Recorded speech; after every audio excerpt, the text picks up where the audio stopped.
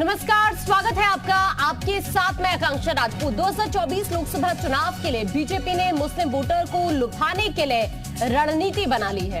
इस बार एक देश एक डीएनए में अल्पसंख्यकों में पैठ बनाएगी बीजेपी। 15 मार्च से 22 मार्च तक आयोजन की तैयारी है। बीजेपी ये सम्मेलन यूपी के मुजफ्फरनगर में करेगी, जहां 1 लाख लोगों के शामिल होने की बात कही जा रही है। यूपी में बीजेपी हमेशा से ही मिशन 80 की बात करती है। मिशन 80 मतलब है क्लीन स्वीप। यूपी में अपने मिशन 80 को पूरा करने के लिए पार्टी ने ब्लूप्रिंट भी तैयार कर लिया है। इसकी पूरी जिम्मेदारी सुनील बंसल को सौंपी गई है। कुछ ग्राफिक्स इस वक्त हम आपको बताने जा रहे हैं कि ये पूरा प्लान है क्या। ये कुछ ग्राफिक्स इस वक्त देख रहे हैं। लोकसभा चुनाव से पहले यूपी बीजेपी अल्पसंख्यक मोर्चा का बड़ा दाव।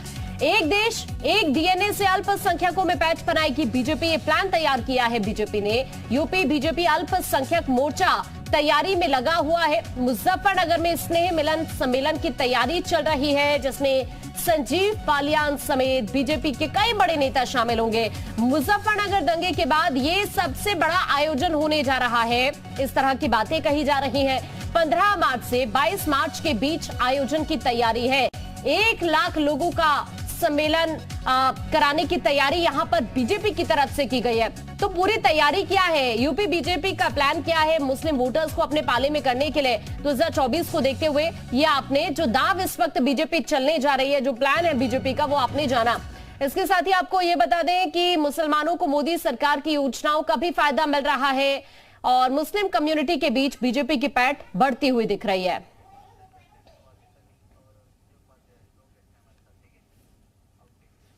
इस वक्त 2 खास मेहमान हमारे साथ जुड़ रहे हैं। राजनीतिक विश्लेषक विजय उपाध्याय जी भी इस वक्त हमारे साथ जुड़ रहे हैं। बासित अली जी इस वक्त हमारे साथ जुड़ चुके हैं। बहुत स्वागत है आपका बासित अली जी जी मीडिया पर। सबसे पहला मेरा आप ही से सवाल है, सर ये पूरा प्लान क्या तैयार किया गया है, क्योंकि अब 24 में ज्यादा वक्त नहीं बचा है और एक बड़े सम्मेलन की तैयारी मुजफ्फरनगर में होने जा रही है।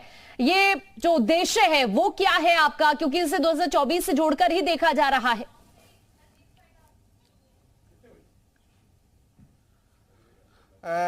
अगर आप पश्चिम उत्तर प्रदेश की 10 से 12 लोकसभा सीटों की बात करें तो वहां एक समानता है सामाजिक और जाति स्तर पर कि मुस्लिम, जाट, गुर्जर और राजपूत और त्यागी, ये 4 बिरादरियां ऐसी हैं जो लगभग 2.5 लाख के आसपास हर लोकसभा क्षेत्र में हैं। एवरेज के तौर पर कहीं कहीं 4 तक पहुंची हैं, लेकिन 2.5 लाख के आसपास ये लगभग हर लोकसभा पर हैं। हम इस सामाजिक ताने बाने को मजबूत करने के लिए इसको चौधरी चरण सिंह जी और राकेश टिकैत जी जब लेकर के चले थे तो पश्चिम उत्तर प्रदेश पूरे देश की एक राजनीतिक उपजाऊ जमीन कहने लगा था और एक तरह से वो मिठास का कटोरा जो समाज में आज भी जो रीति रिवाज हैं इन्हीं बिरादरियों के, वो हिंदू हैं या मुसलमान, एक साथ हैं, एक जैसे हैं। तो इनके नेता ना राहुल गांधी हो सकते हैं, ना इनके नेता मुलायम सिंह थे, ना इनके नेता आज अखिलेश हो सकते हैं, ना ममता, ना कोई और। अगर हम इनके एक नेता देने का प्रयास करें तो मुसलमान राजपूत अपना नेता आज भी राजनाथ सिंह को मानते हैं। भूपेंद्र चौधरी, संजीव बालियान जी जाट मुसलमानों के नेता हैं।